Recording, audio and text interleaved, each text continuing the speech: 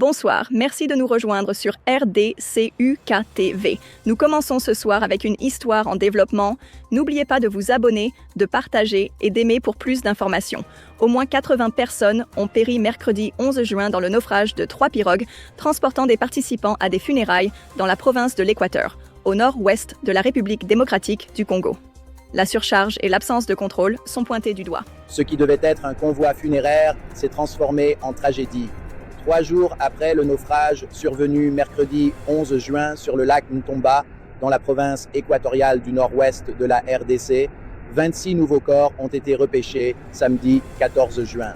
Le bilan s'élève désormais à plus de 80 morts, selon la coordination provinciale de la société civile.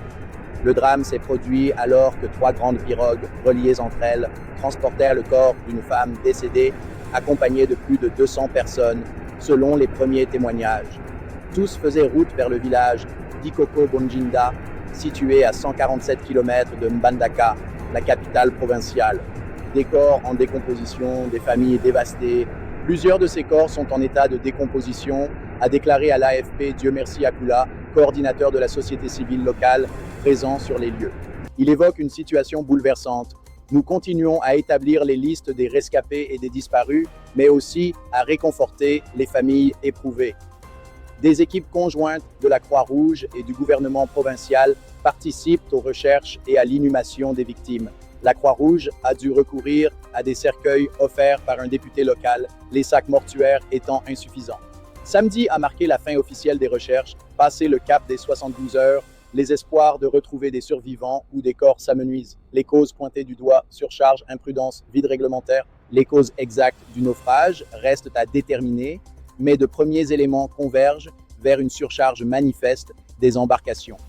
La pression familiale et émotionnelle a prévalu sur les appels à la prudence, déplore la société civile dans un communiqué qui évoque une absence de contrôle, une imprudence notoire et un système de transport lacustre défaillant. Des vagues soudaines auraient surpris les conducteurs, incapables de manœuvrer face aux éléments.